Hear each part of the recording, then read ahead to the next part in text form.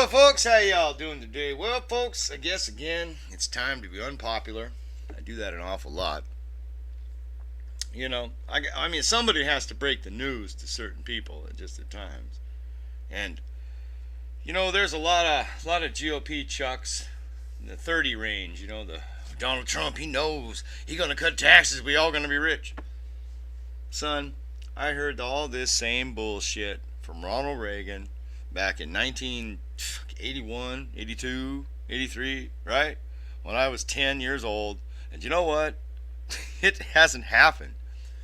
In fact, wages since that time have went down in absolute purchasing power. Now they've went up in dollar amount, but the purchasing power of the dollar has decreased over that time to the point where even though you get about 2.25 times more what I got, you can only buy about 1.75 times what I could have bought with the same wage. You understand? And the key thing is I would have been able to buy higher quality products, better quality meat, better quality food, better quality consumer goods, better quality pants, shoes, etc. The stuff you get's real garbage today. So you're really getting ripped off when you count in quality of product, lifespan of the shoes, and all that kind of thing. Yeah. So yeah, these tax cuts have never done anything to boost employment. In fact, what you'll see, what happens, because this is what happened under Reagan, and this is exactly what happened, was companies didn't expand employment except for in a very few key kind of government tied in industries, basically the military industrial complex and a little bit of construction, right? And shipyards, that kind of stuff. But most industry stayed in the same slump it was in, okay? Wages were slashed, unions were broke, jobs were shipped overseas, okay? And then the money that was saved was put into a big stock market bonanza. Then these banks, because they had all this extra cash and they needed to get rid of it so that they didn't suffer the effects of inflation themselves, basically created a big bubble known as the savings and loans scandal.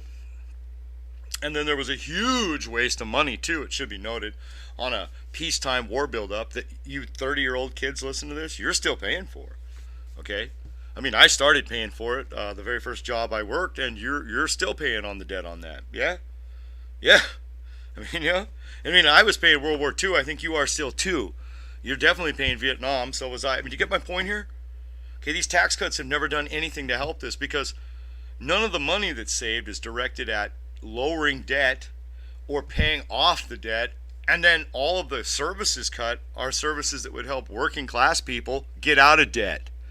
Okay, so I mean, if you actually have a job and you're tight right now, these tax cuts they'll seem like they're going to help you right now, but wait a couple years down the road till the austerity has to come in. And Reagan's the first one that pulled this.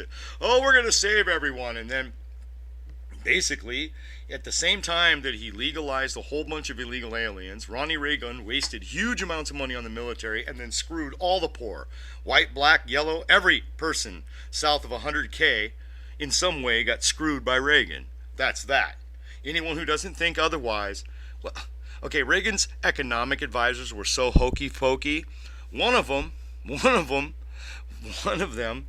you literally invented a concept that the vice president, George Bush, the guy who later became president, he led a successful war, he was head of the CIA, at least was a sensible guy in certain ways, said outright that this is all voodoo economics and it won't work. And yeah, America only really started to recover from all this horrendous raping underneath basically Milton Friedman and the Mises Institute type sorts, the libertarian Jews, or the people who raped America under Reagan. And it's the same sort of Jews that are coming up with this tax plan under Trump, it should be noted. And yeah, they are Jews. They're Zionist, Israel first, or Jews who have no loyalty to the American people and are perfectly willing to screw you to make a cheap buck.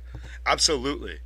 All right? They're such schmucks that Vice President George Bush called their whole way of thinking about how to do taxes and everything as voodoo economics. And when he got into office and ditched their economics is when our economy started to turn around. So you figure it out, okay? I don't know. Okay, I mean, right? It's not crazy. And it should be noted that supply side economics, which is what this entire new tax plan is based on, it's the same as the Reagan tax plan. It means the person who loans the money into the system, not someone who makes things and supplies it like you'd think in normal economics, right? It's basically, unless you're a usurer, it's not you, bro. Okay? Unless you're one of those huge trust funds that sort of has stock in the Federal Reserve Bank, it's not you, bro. Okay? I mean, people on the right like to exalt certain things, but the fact is none of you dummies, none of you dummies would have liked to have been a person pushing a shovel under Ronald Reagan. I know, because when I was 14 years old, right in the middle of the Reagan deal, I started pushing a shovel. And yeah, the wages sucked. Okay? And the wages have not got any better for that work since then, because of all the illegal aliens, because of the amnesties, and because of these creditors, these usurers, constantly stealing the value of our dollar by inflating it on the one hand and by busting it on the other. Okay, so they'll inflate the dollar by putting massive amounts into circulation, buy up a whole bunch of stuff, bankrupt people, get a hold of things. Okay, remember when our economy was almost crashed by the bankers back under Obama? Do you remember that? Yeah, well, the dry run for that happened underneath Reagan. Okay, it's called the S&L scandal. Go look it up. All right, the same basic type of bankers, though these were different. Technically, they're still tied in with the same banking clans, because the whole banking system in America is literally woven through the Federal Reserve System. I mean, there's no way to deny that fact. It's not a conspiracy theory. It's not paranoia. It's just that's how the system was set up. They were never really punished. Just a few of them got slapped. Psh, does that sound familiar? Now, do you want these same people doing the same thing? Because this is what will happen. When these taxes are cut, these companies are going to have money. Now, they're either going to offshore that money or they're going to put it into investments. By putting it into investments, they're going to drive up the price of your housing. They're going to bid against your water company and try to privatize it. They're going to try to buy your utility companies and run the price up. They're going to try to buy your natural gas company. Right? You get what I'm saying? Now, do you want them to do this? No, because this is what's going to happen. They're not going to do this because they're not going to create jobs, because jobs requires capital growth, and that is a slow process that is not quick on returns.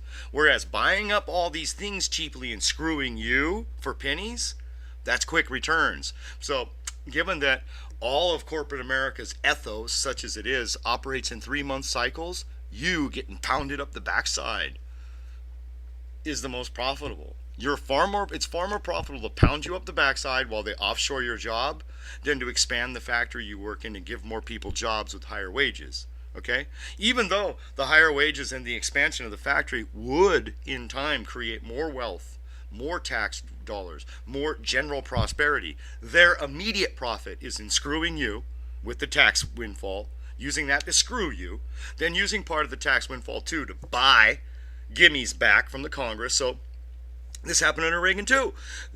All those things were gone, right? Then they came back with money, and the next Congress, they bought a whole bunch of gimmies back. Now, so they're going to use the money to buy gimmies back on you while they're screwing you. Then they're going to offshore your job, and then they're going to claim that we have to cut social benefits because otherwise we'll go bankrupt because, there's no tax revenue and they've screwed you. Right. Now, this isn't iffy. This happened under Ronald Reagan. And if this tax reform goes through, you can bet your ass there'll be an amnesty in America. Okay? And then the next thing that'll happen, there'll be a huge round of privatization. Your wages will go through the floor, because you'll be competing with Malaysian slaves directly. You say Trump don't run this ship. The big money powers, the deep state, and the MIC run this operation, baby.